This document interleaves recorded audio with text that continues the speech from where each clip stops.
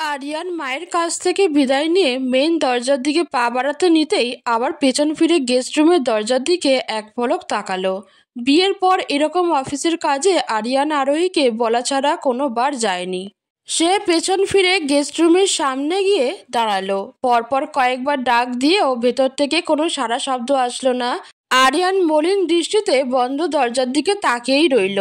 তার এইবার আরোহীকে বলা ছাড়া না যেতে এরকম খালি খালি লাগছে। কিছু সময় দাঁড়িয়ে থাকার পরও যখন দরজা খোলার কোনো শব্দ পেল না, তখন আরিয়ান ভাবল হয়তো আরোহী দরজা খুলতে অনিচ্ছুক, তাই শুকনো মুখে বেরিয়ে যাওয়ার উদ্দেশ্যে সামনের দিকে পা বাড়ালো।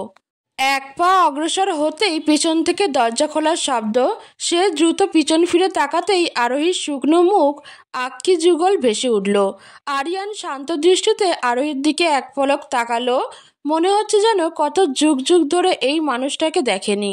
সে পূর্ণ দৃষ্টি দিল আরোহীর দিকে। এক রাতেই চেহারার এমন হাল কেন মেয়েটার? মাত্র এক রাতেই মেয়েটা পাল্টে গেছে মনে হচ্ছে। সে সমবেদনা প্রকাশ করার পূর্বেই আরোহী তাড়া দিল। আরিয়ান বুঝতে পারল আরোহী তার সাথে কথা বলার ইচ্ছা প্রকাশ করছে না। আসলে কাল রাতে তাড়াহুড়োর মধ্যে আর ক্লান্তি ভর করায় ঘুমিয়ে পড়েছিলাম, তাই আর কথা বলা হয়নি। তুমি তো হয়তো রাতে খাওনি, এখন খেয়ে নিও। আরিয়ানের কথা শুনে আরোহী মনে মনে তাচ্ছিল্য হাসলো। মায়া দেখাচ্ছে হয়তো। এতক্ষণ সে আরিয়ানের দরজা নক করার আওয়াজ শুনছিল, তবুও সে ইচ্ছে করে দরজা খোলেনি। খোলার ইচ্ছে হয়নি, কিন্তু কেন জানি শেষ পর্যন্ত ইচ্ছাটাকে দমিয়ে রাখতে পারেনি। এই মানুষটা হাজার হলেও আরোহীর ভালোবাসা, এই পৃথিবীতে তার একমাত্র আপনজন। এই মানুষটাকে কিভাবে সে অগ্রাহ্য করবে? চেহারাটা শেষবারের মতো দেখার লোভটা আরোহী সামলাতে পারল না। তাই তো সেই ইচ্ছের বিরুদ্ধে গিয়ে সব ভুলে দরজা খুলেছিল। আরিয়ান আরোহীর চাহনি দেখে বুঝতে পারল আরোহী এসব কথা বলতে অনিচ্ছুক, তাই সে আর কথা বাড়ালো না। সে এক পলক আরোহীর দিকে তাকিয়ে বলে উঠল, আমি অফিসের কাজে শহরের বাইরে যাচ্ছি, তাই ভাবলাম তোমাকেও বলে যাই, তুমি এই বাড়িতে থাকতে পারো। আরোহী নিচের দিক থেকে দৃষ্টি সরিয়ে আরিয়ানের দিকে তাকালো। আরিয়ানের শেষ কথাটা তার কানে বাজছে, থাকতে পারো। আরোহী বিড়বিড় করে মনের মধ্যে লাইনটা আওড়ালো। তার মানে আরিয়ানও বুঝে গিয়েছে, বুঝি যে এই সংসার আর আরোহীর নাই, এই ঘরে এখন আর আরোহীর অধিকার নেই, আরোহীর কোথাও যাওয়ার জায়গা নেই। তাই হয়তো আরিয়ান কথাটা বলল। আরিয়ান এতদিনেও আরোহীকে চিনে নিতে পারল না। এত কিছুর পরেও আরোহী নিজের সম্মান খুইয়ে এখানে থাকবে, সেটা আরিয়ান ভাবল কি করে? হয়তো আরোহীর যাওয়ার কোনো নির্দিষ্ট খুঁটি নেই বলেই বলল, কিন্তু আরোহী হয়তো নরম নয়। মেয়ে মানেই স্বামীর বাড়ি থেকে সব মুখ বুঝে সহ্য করবে তা নয়। এতদিন ছিল বলে এখনো যে থাকবে তা নয়। এতদিন এই বাড়িটা তার নিজের সংসার ছিল, তাই মুখ বুজে পড়ে রয়েছিল, কিন্তু এখন আর নেই। এখন সে অধিকার আর নেই। এখন এই সংসারে আর পড়ে থেকে কি হবে? এখানে অন্যের সংসারে বোঝা হয়ে পড়ে থাকার চেয়ে মানুষের বাসায় কাজ করে খাওয়া ঢের ভালো। আরোই সব ভেবে শুকনো হেসে মাথা তুলে আরিয়ানের দিকে চোখ তুলে তাকালো। শান্ত নির্জীব তার চাহনি। আরোহীর এই চাহনির দিকে দৃষ্টি দিতেই আরিয়ানের বুক কেঁপে উঠল। মনে হচ্ছে মেয়েটি এই চাহনি দিয়ে নীরবে অনেক কিছু বলে যাচ্ছে, কিন্তু আরিয়ান বুঝে উঠতে পারছে না। আরিয়ান মনে করলো আরোহী হয়তো জবাব দিতে চাচ্ছে না, তাই সে লুৎফা বেগম আর স্নেহার দিকে তাকিয়ে আসছি বলে পিছন ফিরে চলে যেতে উদ্যত হতেই আরোহীর শান্ত বাক্য কর্ণগোচর হতেই আরিয়ানের পা থেমে গেল। দোয়া করি আপনার বাকি পথ সফল হোক, ভালো থাকবেন, বিদায়। পকেটে মুঠো ফোনটা বেজে উঠতেই নিস্তব্ধ পরিবেশটা ঝংকার তুলে মুহূর্তের মধ্যে ভারী করে তুলল। আরিয়ান দ্রুত যাচ্ছি বলে বাসা থেকে বেরিয়ে গেল। আরিয়ানের যাওয়ার দিকে আরোহী এক দৃষ্টিতে তাকিয়ে রইল। যতক্ষণ না আরিয়ান চোখের আড়াল না হয় ততক্ষণ তাকিয়ে রইল।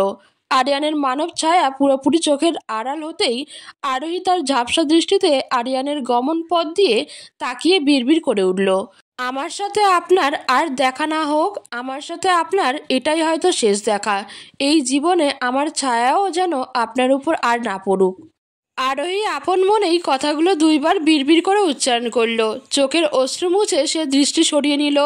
এতক্ষণে খেয়াল করলো দুই নারী মূর্তি অগ্নিরূপে ধারণ করে তার দিকে চেয়ে আছে। মুখ পুরি, আমার পোলাটারে এমনি এতদিন তো খাইয়া বৈশা ছিলি, কোনো মতে যারো বিয়া কইরালাম, তুই এমন কইরা কথা বলছিলি কেন? নিজে তো একটা বংশের বাতি দিতে পারস নাই, যাওয়ার সময়ও পোলাডারে তোর টেরা কথা শুনাইলি। এমনি তো আছস অন্যের সংসারে পড়ে, লজ্জা শরম করে না তোর? আরোহী বিনিময়ে কোনো জবাব দেওয়ার প্রয়োজন বোধ মনে করল না। সে জানতো যে তার শাশুড়ি এমনই করবে। লুৎফা বেগমের এই কাজগুলো সে বিয়ের পর থেকেই দেখে আসছে। আরিয়ান সারাদিন অফিস শেষে ফিরতেই কৈশলে আরোহীর ব্যাপারে কান পোড়া দিত, কিন্তু যদি আরিয়ান বাসায় থাকতো তখন হাজার চেয়েও আরোহীর বিরুদ্ধে নিতে পারতো না, কিন্তু তিনি আশা ছাড়তো না। এক বছরে আরোহীর তার শাশুড়ির এমন কাজে অভ্যাস হয়ে গিয়েছে। আগে এসব চুপচাপ শুনতো, কিন্তু এখন আর শোনার কোনো মানে হয় না। আরোহী চুপচাপ কোনো বাক্য ব্যয় না করে স্নেহা আর লুৎফা বেগমের মুখের ওপর দরজা আটকে দিল। তা দেখে লুৎফা বেগম তেলে বেগুনে জ্বলে উঠল।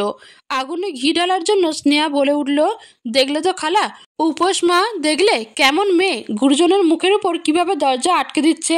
এমন মেয়েকে তুমি আরো বৌমা বলতে? আমার পোলা আসুক, এর একটা বিহিত আমি করবই। এরপর আর কোনো সারা শব্দ শোনা গেল না।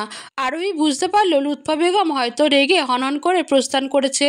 স্নেহার কোনো সারা শব্দ শোনা যায়নি। তার কাজ তো হাসিল হয়ে গিয়েছে। শাশুড়িকে আরোহীর ব্যাপারে কান পোড়া দেওয়া, সেটা আজ এই মুহূর্তে না হয় এতটুকু থাক, সেজন্যই বুঝি আর কোনো জবাব দেয়নি। আরোহী একটা দীর্ঘশ্বাস ফেলল। সব কিছুর পরেও এই সংসারের মায়া সে ছাড়তে পারছে না। কিভাবে থাকবে এতদিনের মায়া মুছে? কার কাছে বুঝাবে সে তার দুঃখের কথা? এই মুহূর্তে আশ্রমের খালাকে তার ভীষণ করে মনে পড়ছে। খালাকে মনে পড়ায় আরোহী নিজের প্রতি তাচ্ছিল্য হাসল। মানবজাতি বড়ই নিষ্ঠুর। সুখে থাকতে কাউকে খুঁজে না। সুখের সময় মানুষ সব সুখ শুধুমাত্র নিজের সাথে ভাগাভাগি করে নিজেই উপভোগ করে, কিন্তু দুঃখের সময়ই সবাইকে মনে পড়ে। দুঃখ পেলেই অসময়ে আগলে রাখা মানুষগুলোর কথা মনে পড়ে যায়, অথচ এর আগে তেমন একটা মনেই পড়ে না, যার প্রমাণ আরোহী নিজেই। আশ্রমের খালাটাও তো আরোহীকে ভীষণ মায়া করত, কিন্তু আরিয়ানের সাথে বিয়ে হওয়ার পর থেকেই আরোহী ভুলে বসেছিল। অবশ্য ভুলে নয়, সময়ের ব্যবধানে ভুলতে বসেছিল। এখনো হয়তো মনে তেমন একটা পড়তো না, যদি না আরোহীর এই দুঃখের সময়টা না আসতো। মানুষ বড়ই নিষ্ঠুর। নিস্তব্ধ রাত, চারিদিকে শান্ত নির্জুপ। দূরে কোথায় জানি কিছু সময় পর পর থেমে থেমে শেয়ালের হাঁক ভেসে আসছে। আরোহী রুমের জানলা খুলে গাঢ় আঁধারের দিকে তাকিয়ে আছে। আজ পূর্ণিমা, চারিদিকে চাঁদের কি সুন্দর আলো, একদম সব স্পষ্ট। দূরের গাছের ডালটা হঠাৎ করেই নড়ে উঠল। হয়তো কোনো রাতের পাখি উড়ে নিজের নীড়ে ফিরছে। আরোহী সেদিকে নিবিড় দৃষ্টিতে তাকালো। পাখিটিরও হয়তো আরোহীর মতো মন খারাপ, তাই বোধহয় প্রিয়জনের কাছ থেকে এতক্ষণ দূরে ছিল। শেষ পর্যন্ত আর না পারতে নীড়ে ফিরছে। আরোহী নিজের ভাবনা দেখে হাসলো। তার মন খারাপ বলে আরেকটা প্রাণীরও মন খারাপ হবে নাকি? পাখির মন খারাপ হবে কেন? হয়তো সে খাবারের খোঁজে বেরিয়েছিল। অনেক পথ পাড়ি দেওয়ার ফলে রাত হয়ে গিয়েছে। সে একটা দীর্ঘশ্বাস ফেলল। ভোর হওয়ার অপেক্ষায় আছে। ভোর হলেই এই বাসা থেকে চিরতরে বেরিয়ে পড়বে। একা একটি মেয়ে মানুষ, তাই এই গভীর রাতে বের হওয়ার সাহস পাচ্ছে না। হাজার হলেও এই শহরে অনেক মুখোশ পরিহিত মানুষের ভিড়ে আরোহী কোনোদিনও নিজেকে সঁপে দিবে না।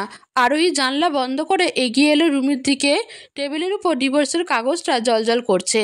মনে হচ্ছে যেন সেটা আরোহীর দিকে তাকিয়ে আরোহীকেই উপহাস করে হাসছে।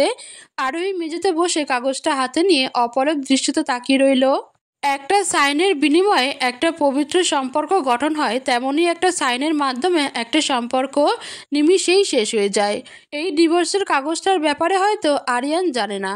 কাল সকালে আরিয়ান বেরিয়ে যাওয়ার কিছুক্ষণ পর স্নেহা আর লুৎফা বেগম এই কাগজটা আরোহীর দিকে ছুঁড়ে মেরে বলেছিল যাতে সে খুব দ্রুতই সাইন করে আরিয়ান ফেরার আগেই এই বাড়ি থেকে বিদায় নেয়।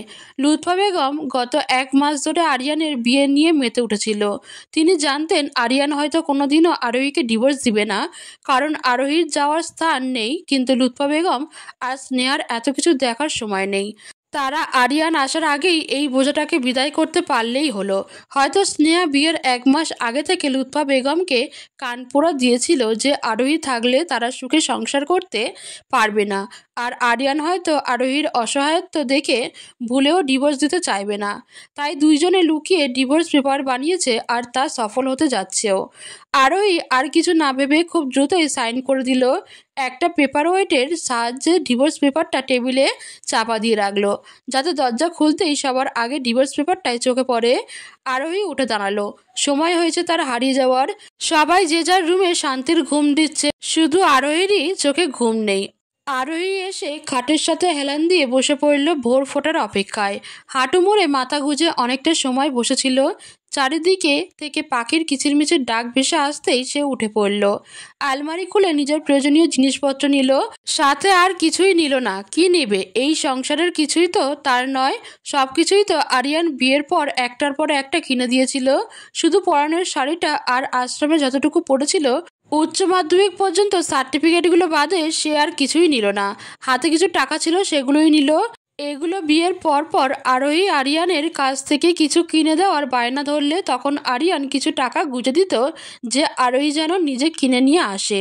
জিনিস কেনার পর যেগুলো ফেরত পেত সেসব আর আরিয়ান নিত না। তখন আরোহী বলতো, আরে আমি টাকা দিয়ে কি করব? আমার সব কিছুই তো তুমি আনো বা দেখাশোনা করো, আমার স্বামী আছে না? তখন আরিয়ান হাসি মুখে এগিয়ে এসে আরোহীর মুখ তার দুই হাতে আবদ্ধ করে বলতো, কেউ একজন জানি একটা কথা বলেছিলেন যে অতি সুন্দরীরা বোকা হয়, আমিও প্রমাণ পেলাম তোমাকে। তখন আরোহী মুখ ফুলিয়ে রাখতো আর আরিয়ান হেসে বলতো, প্রত্যেক মেয়েদের উচিত দিন শেষে স্বামীর কাছ থেকে কিছু টাকা নিয়ে অন্তত সবচেয়ে ছোট্ট অ্যামাউন্টটা হলেও জমিয়ে রাখা, আর স্বামী না দিলেও নিজে আদায় করা। এগুলোই পরে বিপদের সময় কাজে আসে। স্ত্রী জাতিরাই টাকা বেঁধে রাখতে পারে, কিন্তু তোমার অন্যদের মতো অত বুদ্ধিশুদ্ধি নাই। তুমি টাকা হাতের লাগালে পেয়েও কাজে লাগাতে জানছো না। সাধে কি আর বোকা বলি? সেদিনের দৃশ্যটা চোখের উপর ভাসতেই আরোহী ঝাপসা চোখে হেসে দিল। সেদিন আরিয়ানের কথাগুলি আরোহীর মনে গেঁথে গিয়েছিল। সে সেদিন মুগ্ধ হয়েছিল আরিয়ানের ভাবনা দেখে। এরপরও অবশ্য আরোহীর টাকা খুঁজতে হতো না। দিন শেষে আরিয়ান অফিস করে ফিরতেই কিছু টাকা আরোহীর হাতে গুঁজে দিলে আরোহী বলতো, মাত্র এই টাকা দিয়ে কি করা যাবে? তখন আরিয়ান মুচকি হেসে বলতো, বিপদের সময় দেখো এই টাকাগুলোই জমে বৃহৎ আকার ধারণ করে কিভাবে আমাদের সাহায্য করবে। বিপদ তো আর বলে কয়ে আসে না। আরিয়ানের কথাই ঠিক হলো, এখন এসবই আরোহীর মূল সম্পদ। কিন্তু এই বিপদে শুধুমাত্র আরোহীর একার। আরোহী দরজার দিকে এগিয়ে থেমে গেল। শেষবারের মতো তার নিজে হাতে সাজিয়ে তোলা সংসারটা দেখে নিচ্ছে। তার নিজের রুমটা একটু দেখার ইচ্ছে ছিল, কিন্তু স্নেহা দরজা আটকে দিয়েছে। সে অপলক দৃষ্টিতে রুমের দরজাটার দিকে তাকিয়ে মনের আশা পূর্ণ করে নিল। আরোহী চোখ মুছে নিজেকে শক্ত করল। এই বাড়ির দিকে সে আর তাকাবে না। যতই তাকাবে ততই মায়া বাড়বে। মায়া জিনিসটা বড়ই খারাপ। আরোহী আর কিছুই না ভেবে সামনের দিকে অগ্রসর হলো। দরজা পেরিয়ে পা অগ্রসর হতেই না চাইতেই বিয়ের প্রথম সে আর আরিয়ানের ঢোকার মুহূর্ত মনে পড়ে গেল। সেদিন আরোহী ভয়ে ভয়ে পা ঢোকাতে না চাইলে আরিয়ান তার ডান হাত মুঠো পুড়ে নিয়ে আশ্বাস দিয়েছিল, কিন্তু 1 বছরের ব্যবধানে সব শেষ। আরোহী ঝাপসা দৃষ্টিতে বাড়িটির দিকে তাকিয়ে সামনের দিকে পা বাড়ালো। আর দেখবে না এই বাড়ির দিকে। যত বাড়ি দেখবে ততবারই কোনো না কোনো দৃশ্য চোখের সামনে ভেসে উঠবে। সে চোখ মুছে মেন রাস্তার দিকে এগিয়ে গেল। জিদের বশত বেরিয়ে গিয়েছে। এখন কোথায় যাবে ভেবে পাচ্ছে না। ভোরের আলো ফুটতে শুরু করেছে। কাল সারাদিন পেটে কোনো কিছুই পড়েনি, যার ফলে মাথাটা তীব্র ব্যথা করছে। খিদের চোটে হাঁটতেও পারছে না। সে খায়নি তা না, খাবার দেয়নি। লুৎফা বেগম আর স্নেহা মনে করছিল আরিয়ান থাকতে বলেছে বিদায় আরোহী থেকে যাবে, তাই তো তিনি আরোহীকে সারাদিন গাদার মতো খাটিয়েও কোনো খাবার দেয়নি, যাতে আরোহী শেষমেশ এই বাড়ি থেকে বিদায় নেয়। আরোহী মনে মনে হাসলো। সে তো লুৎফা বেগমকে শাশুড়ির চোখে না তাকিয়ে মায়ের দৃষ্টিতে তাকিয়েছিল, কিন্তু উনি কেন বউ না ভেবে মেয়ে ভাবতে পারল না। মেইন রাস্তায় উঠতেই আরোহীর মাথা গুলাতে শুরু করলো। পেট গুলিয়ে বমি পাচ্ছে, খিদেই পেট চোচো করছে। এখন মনে হচ্ছে এত ভালো সেজে লাভ ছিল না। অন্তত বেরিয়ে আসার সময় হলেও রান্নাঘর থেকে কিছু খেয়ে নেওয়া উচিত ছিল। তখন তো লুৎফা বেগম আর স্নেহা ঘুমেছিল, যার ফলে ধরা খাওয়ার উপায় ছিল না। পরে আরোহী নিজেকে নিজেই উপহাস করে হাসলো। খিদের চোটে চুরি করে খাওয়ার কথা মাথায় আসতে 2 দণ্ড সময় লাগছে না। আরোহী আরেকটু এগিয়ে গেল। দূরে একটা মুদির দোকান খুলেছে। আরোহী আসার আলো খুঁজে পেল, ভেবে অদূরে দোকানটির দিকে পা বাড়ালো। রাস্তার মাঝে উঠতেই পেট গুলিয়ে বমি পেয়ে গেল। মাথা অসম্ভব ঘুরছে। হয়তো খিদের যন্ত্রণা আর সহ্য করতে পারছে না। ছোটবেলা থেকেই সে খিদের যন্ত্রণা সহ্য করতে পারতো না। মাথা ঘুরাতো, আজও ব্যতিক্রম হলো না। আরোহী এই তো কাছে ভেবে পা চালাতে নিতেই দূরে গাড়ির আলো এগিয়ে আসতে দেখা গেল। সে তার শক্তিতে সরে যাওয়ার অবকাশ আর পেল না। মাথা ঘুরে অজ্ঞান হয়ে পড়ে যেতেই ঝাপসা দৃষ্টিতে দেখতে পেল গাড়িটা তার দিকে দানবের মতো এগিয়ে আসছে। আরোহী যখন চোখ খুলল তখন চারিদিকে আলোর ছড়াছড়ি। দীর্ঘক্ষণ চোখ বন্ধ ছিল বলে হঠাৎ আলো দেখে আরোহী আবারও চোখ কুঁচকে বন্ধ করে ফেলল। তুমি ঠিক আছো মা? কারো গম্ভীর মায়াভরা কণ্ঠস্বর শুনে আরোহী আর চোখ বন্ধ করে থাকতে পারল না। সে দ্রুত চোখ খুলতেই একটু দূরত্ব একটা মধ্যবয়স্ক নারীকে তারই দিকে চিন্তিত দেখে তাকিয়ে বসে থাকতে দেখা গেল। জি, কিন্তু আমি এখানে। আরোহীর কথা শুনে মধ্যবয়স্ক নারীটি সামান্য হাসলো, আর এতেই যেন তার সব সৌন্দর্য পুরো মুখে বিস্তীর্ণ লাভ করলো।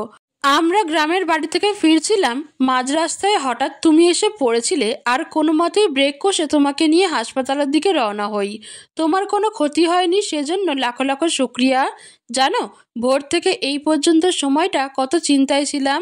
উনার কপালে চিন্তার রেখা ফুটে উঠল। আরোহী মনোযোগ দিয়ে শুনল। হঠাৎ কিছু একটা মনে পড়তেই সে উত্তেজিত হয়ে পড়ল।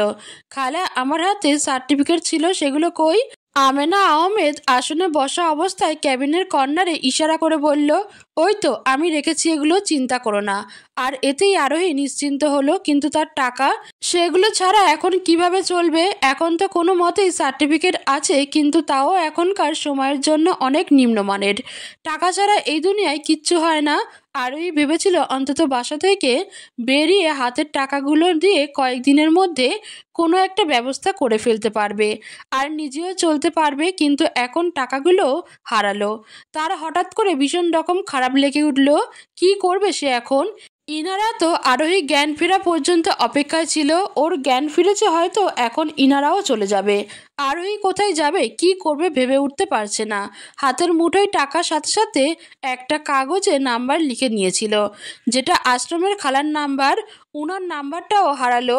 ভেবেছিল উনার সাথে দেখা করে কিছু একটা ব্যবস্থা করে ফেলতে পারবে, অন্তত উনি আরোহীকে ফিরিয়ে দিবেন না। কিন্তু এখন সেই পথটাও বন্ধ হয়ে গেল। তবে সেই আশ্রমে গিয়ে খোঁজ নেওয়া যায়, কিন্তু অন্তত যেতে হলেও যে টাকাগুলো লাগবে সেই টাকার কানাকড়িও তো আরোহীর নেই। মা, তুমি কি কিছু নিয়ে চিন্তিত? পাশ থেকে মা সম্বোধনে আরোহীর ধ্যান ভাঙল। এই মানুষটির বারে বারে এমন মায়াভরা সম্বোধনে আরোহীর প্রাণ শীতলতায় ভরে যাচ্ছে। বুঝ হওয়ার পর থেকে কেউ তাকে এভাবে কোনোদিন বলেনি। স্কুল বা কলেজে যখন অন্য ছাত্রীদের এভাবে তাদের বাবা মা সম্বোধন করত, তখন আরোহী চুপচাপ সেদিকে তাকিয়ে থাকতো। তারও ইচ্ছে ছিল তাকে কেউ এভাবে ডাকুক, কিন্তু সেই ইচ্ছেটা কোনোদিনও পূরণ হয়নি। ভেবেছিল বিয়ের পর শাশুড়ির মন আদায় করে নিয়ে এভাবে ডাক শুনবে, কিন্তু তা তো কোনোদিনই পূর্ণ হওয়ার নয়। মাথায় হাতের ছোঁয়া পেতেই আরোহী তাকিয়ে দেখল মহিলাটি এগিয়ে এসে তার দিকে জিজ্ঞাসা দৃষ্টিতে তাকিয়ে আছে। বললে না তো তুমি কি নিয়ে চিন্তিত? আমাকে নিশ্চিন্তে বলতে পারো। না না খালা, কিছু হয়নি। বলতে গিয়েও আরোহী থেমে গেল। সে এখন কিভাবে চলবে সেটাই ভাবার বিষয়। উনারা তো চলে যাবে তাকে রেখে, কিন্তু আরোহীর আশ্রমে যেতে যে টাকা লাগবে, একটু জিজ্ঞেস করে না হয় দেখাই যাক। খালা, কিছু একটা জিজ্ঞেস করতে গিয়ে আরোহীর কণ্ঠস্বর অস্বস্তিতে পড়ে গেল। যদি উনারা মনে মনে ভাবে যে কয়েকটা টাকার জন্য এমন করছে, কিন্তু পরবর্তীতে নিজের চলার কথা মাথায় আসতেই লজ্জা শরম ত্যাগ করে সে বলেই ফেলল, খালা, আমাকে হাসপাতালে আনার সময় আমার হাতে কোনো টাকা বা কাগজ পেয়েছিলেন? সার্টিফিকেটের সাথে সাথে ছিল। আরোহীর কথা শুনে খালা নিচের দিকে তাকিয়ে কি যেন মনে করার চেষ্টা করল। আমার তো ঠিক মনে পড়ছে না মা। আমার মাথায় তোমাকে হাসপাতালে আনার ভাবনা মাথায় আসছিল, আর তোমার আঙ্কেলকে বলেছি দ্রুত যেন নিয়ে আসে। সার্টিফিকেটটা সাদা আর কোনো জরুরি ভেবে নিয়েছিলাম। টাকা হয়তো রাস্তায় পড়েছে, কিন্তু নেওয়ার কথা মাথায় ছিল না। কোনো জরুরি কিছু ছিল নাকি? ও না খালা, তেমন জরুরি নয়। আরোহীর এমন জবাবে আমেনা আহমেদ হয়তো কিছু বুঝে উঠতে পেরেছেন, কিন্তু উনি মুখে তা প্রকাশ করলো না। ঠিক সে সময় কেবিনের দরজা খুলে এক মধ্যবয়স্ক লোক ঢুকলো। এখন ঠিক আছে তুমি? জি আঙ্কেল। আরোহীর জবাব পেতেই লোকটি আরোহীর পাশে বসা আমেনা আহমেদকে কিছু একটা ইশারা করতেই আমেনা আহমেদ হাসি মুখে বলে উঠল, আর তোমার পরিবারের নাম্বার দিও, আমি না হয় খবর দিচ্ছি যাতে ওনারা এসে তোমায় নিয়ে যায়। এত ভোরে কেউ বাড়ি থেকে বের হয়? পরের বার থেকে হাজার রাগ থাকলেও এত ভোরে বের হইও না, আল্লাহ না করুক যদি কোনো বড় বিপদ হয়ে যায়। পরিবারের কথা বলতেই আরোহীর চেহারা মুহূর্তের মধ্যে মলিন হয়ে গেল। সেটা আমেনা আহমেদও ধরতে পেরেছেন। তিনি আরোহীর দিকে এগিয়ে এসে পাশে বসে মাথায় হাত বুলিয়ে আশ্বাস দিল। তিনি আরোহীর উদ্দেশ্যে বলে উঠল, আমাকে বলতে পারো মা, নিজের মা মনে করে। এমন মায়াভরা কণ্ঠে আশ্বাস পেয়ে আরোহী আর কিছু লুকিয়ে রাখল না। সে সব কিছু বলতেই উনারা একে অপরের দিকে তাকালো। খালা, আমার কিছু লাগবে না, এমনিও আপনারা অনেক কিছু করেছেন এই পর্যন্ত, আমাকে আপনাদের মূল্যবান সময় দিয়েছেন। আমাকে একটা ছোট্টখাট্ট চাকরি দিলেই হবে। আমার উচ্চ মাধ্যমিক পর্যন্ত সার্টিফিকেট আছে, আমাকে সেই যোগ্যতা অনুযায়ী একটা চাকরি দিলেই হবে। আরোহীর কথা শুনে আমেনা বেগমের স্বামী এগিয়ে এলেন। উনিও এসে তার মাথায় হাত বুলিয়ে দিলেন। আরোহী কোথাও যেন আপনজনের ছোঁয়া অনুভব করলো। যদি কিছু মনে না করো, একটা কথা বলি, তুমি আমাদের বাসায় থাকতে পারো। তোমার হয়তো প্রশ্ন জাগতে পারে যে এত সহজে এসব কেন করছি, বাসায় গিয়ে সব জানতে পারবে।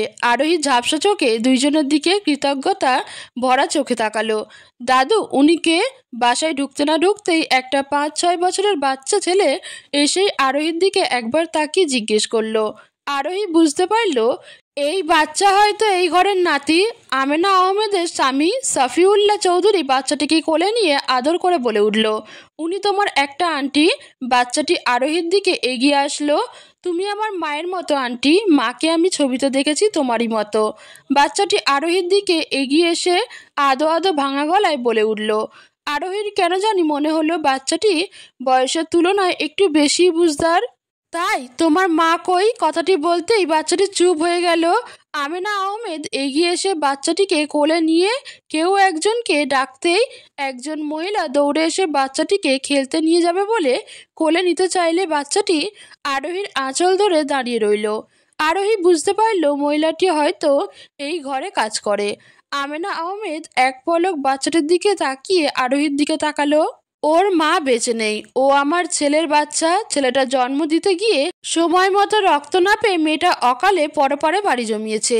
ওর মাকে কখনো আমি বৌমায়ের চোখে দেখিনি। সবসময় আমাদের সম্পর্ক মামের মতো ছিল, কিন্তু ভাগ্যের নির্মমতা ওকে আমার কাছ থেকে কেড়ে নিল। তোমাকে প্রথম দেখেই আমি কেঁদে উঠেছিলাম, কারণ তুমি দেখতে কিছুটা আমার ওই মেয়ের মতো। তাই তো তোমাকে আর ছাড়তে পারিনি। আরোহী ঝাপসা চোখে তার সামনে দাঁড়িয়ে থাকা দুইজন মানবীর দিকে তাকিয়ে বাচ্চাটিকে কোলে নিয়ে জড়িয়ে ধরতেই বাচ্চাটি একেবারে তার সাথে মিশে গেল। আরোহীর কেন জানি মনে হলো বাচ্চাটি বয়সের তুলনায় একটু বেশি বুঝদার। এই যে মা নেই, সেটা এতটুকু একটা বাচ্চা কি নির্দ্বিধায় বলে ফেললো, বুঝদারের মতো। আরোহী বাচ্চাটিকে আরো গভীরভাবে জড়িয়ে ধরল। কেউ সব কিছু পেয়ে হারায়, আবার কেউ না পেয়ে হারায়। কেটে গেল 2 দিন। এর মধ্যে আরোহীর সাথে বাচ্চা রুহানের প্রচুর ভাব জমে গেছে। এখন রুহান সারাক্ষণ আরোহীর পেছনেই ঘুরঘুর করে। কি জানি রুহান আরোহীর কাছে মায়ের মতো ছোঁয়া পায় হয়তো। সেদিন আরোহীকে যখন আমেনা আহমেদ রুহানের মায়ের ছবি দেখালো, তখন আরোহীরও ভিমরি খাওয়ার মতো অবস্থা। পুরোপুরি মিল না হলেও একটা বাইরের মেয়ে হিসেবে আরোহী আর রুহানের মায়ের মধ্যে বেশ মিল রয়েছে। আমেনা আহমেদ একটা দীর্ঘশ্বাস ফেলে বলেছিলেন, বাস্তবে দেখলে আরও মিল পেত। আচরণও একটু একটু মিল। এজন্য হয়তো ছোট রুহানের মনে আরোহীর প্রতি মায়ের টান অনুভব করেছে। আরোহী আমেনা আহমেদের কাছ থেকে শুনেছে, রুহানের বাবা যতবারই কাজে বাইরে যায় ততবারই রুহানকে রাখা মুশকিল হয়ে পড়ত। কিন্তু এইবার আর মুশকিল হয়নি। প্রথমে একদিন কান্না করেছিল, কিন্তু দ্বিতীয় দিন থেকে আরোহীকে পেয়ে তার এখন বাবাকেও লাগে না। হয়তো তার ছোট্ট মস্তিষ্কে ধারণা জন্মে গেছে যে মায়ের মতো হয়তো আরোহীও হারিয়ে যাবে। এখন তো সে আরোহীকে ছাড়া কিছুই বুঝে না। সারাক্ষণ আরোহীর সাথে ঘুরঘুর করে, আর আরোহীও রুহানকে নিয়েই থাকে। রুহানকে কোলে নিয়ে তার নিজেরও মাতৃত্বের স্বাদ অভাবপূর্ণ হয় মনে হয়। পাশাপাশি আরোহী নিজের একটা চাকরির ব্যবস্থা করতে চেয়েছিল, কিন্তু আমেনা আহমেদের একটাই কথা, উনি আরোহীকে চাকরি করতে দিবে না। তবুও অন্যের ঘরে আর কতদিন, এনারা নিজের মতো করে বললেও কোথাও যেন একটা বাধা কাজ করে। অনেক তো করেছেন এনারা, আর কষ্ট দিয়ে কি হবে? তাই আজ আরোহী এক প্রকার জোর করে একটা চাকরির ইন্টারভিউ দিতে যাবে। চাকরি বলতে বেশি বড় নয়, আরোহী নিজের যোগ্যতা অনুসারে স্বল্প বেতনের একটা চাকরি। আরোহীর বিশ্বাস আজকে হয়তো চাকরিটা হয়েই যাবে, আর অন্যের বাড়িতে পড়ে থাকতে হবে না। মাঝে মাঝে রুহানকে এসে দেখে যাবে। অবশ্য এই 2 দিনে রুহানের প্রতি অনেক ভালোবাসা জন্মে গেছে। মনে হচ্ছে রুহানের সাথে তার অনেক অনেক গভীর সম্পর্ক। প্রথম প্রথম ওকে ছাড়া থাকতে কষ্ট হবে, কিন্তু মানিয়ে নিতে হবে। চাকরিটা পেলেই আশ্রমে গিয়ে খালাকে একেবারে নিজের সাথে নিয়ে আসবে। এই জীবনে খালাও অনেক কষ্ট করেছে। বুঝ হওয়ার পর থেকে খালাকে আরোহী দেখে আসছে। মাঝে মাঝে খালা ভীষণ মনমরা হয়ে যেত। ছোট ছিল বিদায় আরোহী বুঝতে পারতো না, তবুও খালার ওই মলিন চেহারার দিকে তাকিয়ে থাকতো। আর তখন খালা অদূরে দৃষ্টি নিবদ্ধ করে বলে উঠত, জানিস আরু, আমার না মাঝে মাঝে কিছু ভালো লাগে না। ইচ্ছে করে এসব কিছু ছেড়ে ছুড়ে অনেক দূরে হারিয়ে যায়, কিন্তু পারি না তোদের জন্য। আর কারো কাছে দায়িত্বটা সঁপে দিতে পারলেই চলে যেতাম। আরোহী ছোট ছিল, তখন কিছুই বুঝতে পারতো না, সেটা খালা নিজেই জানতেন। কিন্তু তিনি তবুও বলেই যেতেন, কারণ ওই যে একটা কথা শোনার মানুষ দরকার ছিল। আরোহী খালার এরূপ কথাবার্তা তখন বুঝে উঠতে না পারলেও কিন্তু বড় হওয়ার সাথে সাথে সব কিছু আয়ত্তে আনতে পেরেছে। কিন্তু যে খালা যাদের ছেড়ে যেতে পারেনি, যাদের জন্য থেকে গিয়েছিল, কিন্তু তারা ঠিকই খালাকে ছেড়ে গিয়েছিল।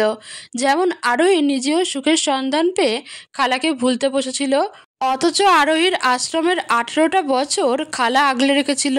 কিভাবে পারল আরোহী? সে খালার সাথে একটা বছর সম্পর্ক না রাখতে আরোহী একটা দীর্ঘশ্বাস ফেলল। এই চাকরিটা হয়ে যাক, খালার কাজটা অন্য কাউকে বুঝিয়ে দিবে। দরকার হলে এই চাকরির পাশাপাশি খালার কাজটা সে নিজেই নিবে। এরপর খালাকে আপন করে নিয়ে আসবে নিজের কাছে। তারপর নিজে একটা ছোট্ট ঘর নিয়ে সেখানে খালা আর সে মিলেমিশে সুখে থাকবে। সুখে থাকবে ভাবতেই তার ঠোঁটে তাচ্ছিল্য হাসির আভাস দেখা গেল। তার আবার সুখ? এত ভালো থাকার অভিনয় করলেই কি ভালো থাকা যায়? রুয়ানার এই পরিবারের সাথে মিলেমিশে থাকতে থাকতে হয়তো দিনটি পার হয়ে যায়, কিন্তু রাতটা তো অনেক দীর্ঘ রাত মনে হয় তার। এক একটা রাত যে কত কষ্টে, কত চোখের পানি ফেলতে ফেলতে শেষ হয় সেটা কে জানে। আরোহী মা! কারো কণ্ঠস্বর শুনেই আরোহীর ধ্যান ভাঙতেই দেখল আমেনা আহমেদ তার সামনে দাঁড়িয়ে আছে। জি জি বলুন খালা, তোমাকে চিন্তিত দেখাচ্ছে। রুয়ান তোমাকে ধরে দাঁড়িয়ে আছে, তুমি বোধহয় খেয়াল করনি। আমেনা আহমেদের কথা শুনে আরোহী নিচের দিকে দৃষ্টি দিতেই দেখল রুয়ান তার শাড়ির আঁচল ধরে তারই দিকে তাকিয়ে আছে। রুয়ানের সেই দৃষ্টি দেখে আরোহীর ভীষণ মায়া হলো। সে দ্রুত কোলে তুলে নিল রুহানকে। এই ছেলেটা 2 দিনে তার মনে সবার প্রথমেই জায়গা করে নিয়েছে। তার মা হওয়ার শখ কয়েকদিনের জন্য হলেও পূর্ণ করেছে এই ছেলেটার। চাকরিটা পেয়ে চলে গেলে সে কিভাবে থাকবে একে ছাড়া? আরোহী আর কিছু না ভেবে সামনে দাঁড়িয়ে থাকা আমেনা আহমেদের দিকে দৃষ্টি দিল। উনি আরোহীর সামনে দাঁড়িয়ে উসখুস করছে। তা দেখে আরোহী মুচকি হেসে বলে উঠল, খালা কিছু বলবেন? না, বলছি কি, তোমার চাকরিটা না করলে হয় না? আমাকে তো খালা ডাকো। মনে করো আমি সত্যিই তোমার খালা, আর রুহানকে ছাড়া থাকতে পারবে তুমি? ছেলেটাও এই 2 দিনে তোমাকে পেয়ে আর কাউকেই খুঁজছে না।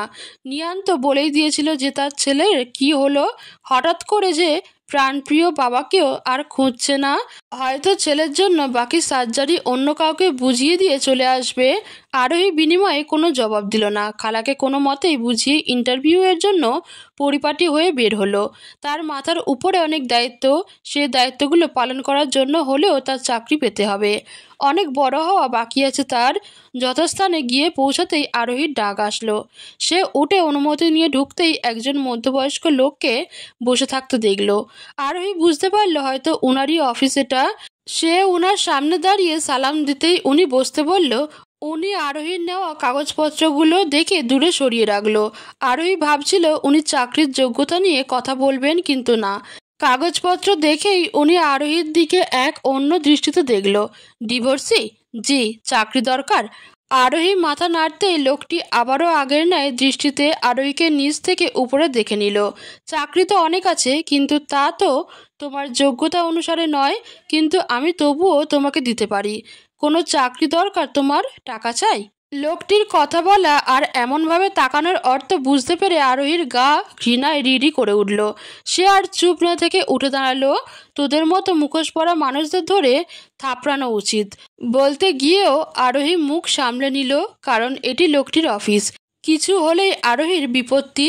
সে লোকটির সামনে থেকে চৌ মেরে নিজের কাগজগুলো নিয়ে কেবিন ছেড়ে বেরিয়ে গেল।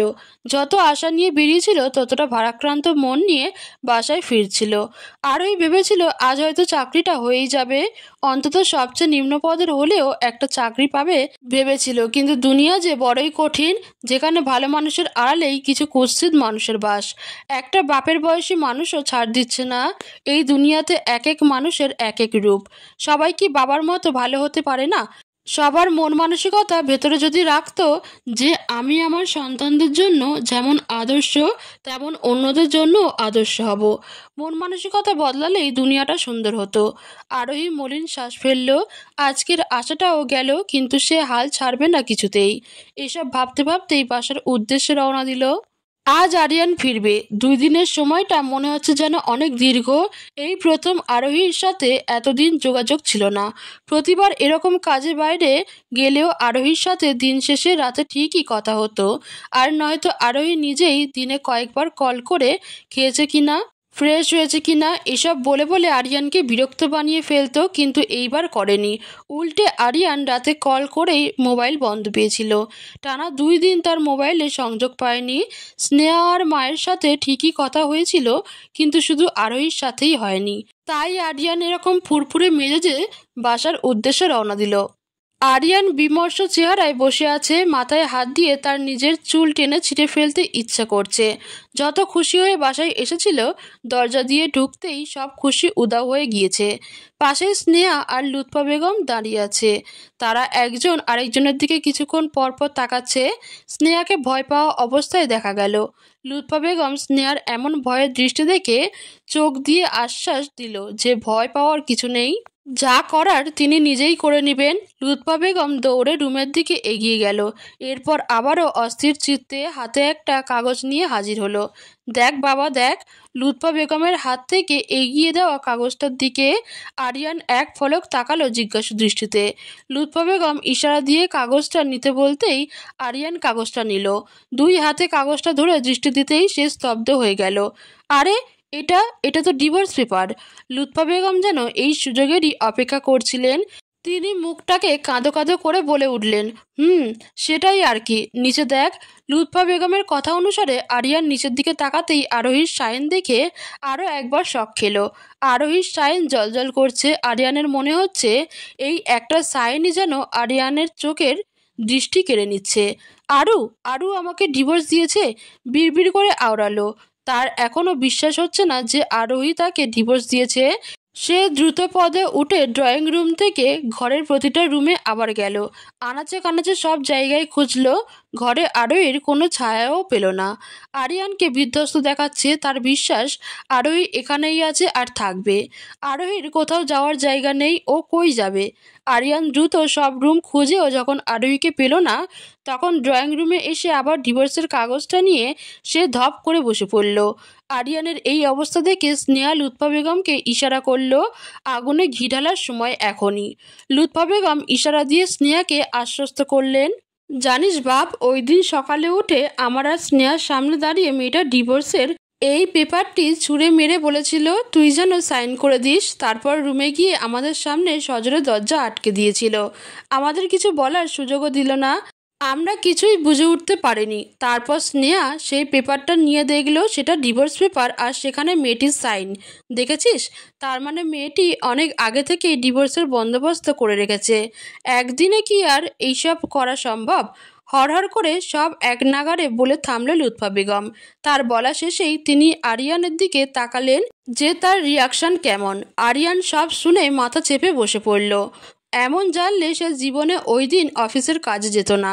এমন কেন লাগছে তার ওই দিন আরোহীর বিদায় বলার ধরনটা? আর সে শব্দটা শুনে আরিয়ান কিছু সময়ের জন্য থমকে গিয়েছিল। আরোহী কোনোবার আরিয়ান বাইরে গেলে বিদায় শব্দটা বলতো না, অন্য কোনো কিছু বলে বিদায় দিত। সেদিনের কথাটি শুনে আরিয়ানের অন্যরকম লাগলেও পরে অফিসের বসের কল চলে আসায় দ্রুত পদে বেরিয়ে যেতে হয়েছে, তাই আর কোনো কিছু বলার সুযোগ পায়নি। আরিয়ান নিজের মাথায় চুলগুলো আরও জোরে টেনে ধরল। সেদিনই বোঝা উচিত ছিল তার। কোথায় খুঁজবে সে এখন আরোহীকে? এমন কেন লাগছে তার? বুকের কোথাও জানি ভীষণ খালি খালি লাগছে।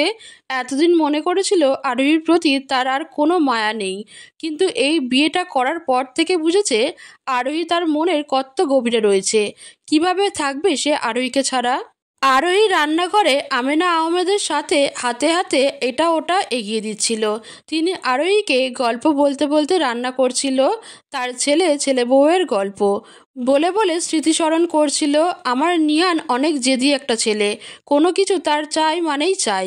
মিথিলাকেও সেইভাবেই বিয়ে করেছিল। মিথিলা বিয়ে হওয়ার পর পর তাদের প্রেম কাহিনীটা প্রায় সময় আমাকে বলে বলে হাসতো। মূলত মিথিলার তাদের সম্পর্কটা এগিয়ে নিয়ে গিয়েছিল বলেই আমেনা আহমেদ তেলে পেঁয়াজ মরিচ ছেড়ে দিলেন। এরপর সেখানে মশলাপাতি দিয়ে নাড়তে নাড়তে আবারও বলা শুরু করেন, জানো, মিথিলা নাকি নিহানকে প্রথম প্রচুর বিরক্ত করত। আমার নিহানকে নাকি প্রথম দেখেই তার মনে এক অন্যরকম অনুভূতি হয়। কি জানি একটা শব্দ বলতো মিথিলা, কাশ নাকি কি একটা জানি, ক্রাশ। আরোহী আমেনা আহমেদের কথার ধরন দেখে হেসে ভুল শুধরে দিতেই উনি আবারও বলে উঠলেন, হ্যাঁ হ্যাঁ ওইটা। নিহানও মেডিকেলের ছাত্র ছিল, কিন্তু মিথিলার থেকে সিনিয়র। তার মানে মিথিলা আপুও ডাক্তারি পড়েছিলেন? আরোহী আমেনা আহমেদের কথার মাঝে প্রশ্ন করল। হ্যাঁ, সেই সুবাদেই তাদের দেখা। তাদের বলতে মূলত মিথিলা প্রথম সেখানেই দেখেছিল নিহানকে। এরপর থেকে নাকি টানা 1 বছর নিহানকে দেখত। এর পরের বছর থেকে নিহানের পেছনে ঘুরঘুর করা শুরু করেছিল। নিহান প্রথম নাকি অনেক রেগে যেত। একবার কি হয়েছে জানো, আরোহীর এদের প্রেম কাহিনীর শুরুটা ভীষণ আকর্ষণ বোধ করছিল, তাই সেও প্রতি উত্তরে জিজ্ঞেস করলো যে কি হয়েছে। নিহানের পেছনে বেশি ঘুরঘুর করতো, তাই সে মিথিলার আচরণ সহ্য করতে না পেরে থাপ্পড় মারতে গিয়েছিল। কি বলেন, তারপর মেরেছে নাকি? না, আবার মারেনি। আমার ছেলে মেয়েদের কাছে কম ঘেঁষতো, আর কোনো মেয়ের ওর পাশে ঘেঁষতে চাইলেও রেগে যেত, আর মেয়েদেরকে সম্মানও করতো প্রচুর। কিন্তু মিথিলার এরূপ আচরণে টানা 1.5 বছর অতিষ্ঠ হয়ে মারতে গিয়েছিল। মিথিলা অবশ্য বুঝে গিয়েছিল যে নিহান কোনো দিনই ও মেয়ের গায়ে হাত তুলবে না, হয়তো ভয় লাগাচ্ছে। যখন ভয় লাগানোর পরও মিথিলা ভয় পেল না, তখন নিহান বুঝে নিয়েছিল যে এই মেয়ে তাকে সহজে ছাড়বে না। এর পরের 1 মাস ভালোই কাটলো তাদের দুজনের। নিহানের ডাক্তারি পড়া শেষে চাকরি নিয়েই মিথিলাকে 5 মাস পর একেবারে বউরূপে বাসায় এনেছিল। আরোহী এদের প্রণয়ের কাহিনী শুনতে শুনতে বিভোর হয়ে গেল। কত কষ্টে মিথিলা সুখের সন্ধান পেল, কিন্তু সেই সুখ তার কপালে বেশি দিন সইল না। নিয়তি এত নিষ্ঠুর হয়, সেই মেয়েটা সুখের সময়ই হারিয়ে গেল, একেবারের জন্য চলে যেতে হলো। নিজের সবচেয়ে সুখ যার মধ্যে নিহিত, সেই বাচ্চাটাকেই দেখে যেতে পারল না।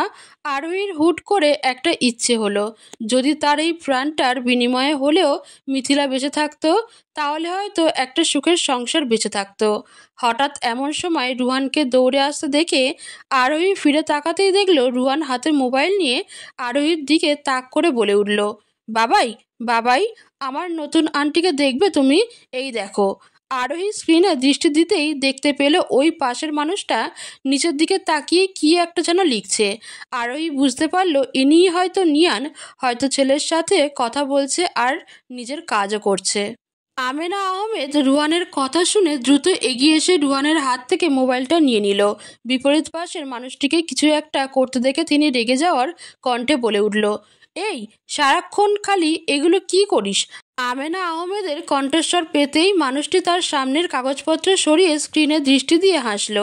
আর বলো না মা, আরেকটা সার্জারি পড়ে গিয়েছে, কিছু কাজ করছিলাম। কেমন আছো তুমি, আর বাবা কেমন আছে?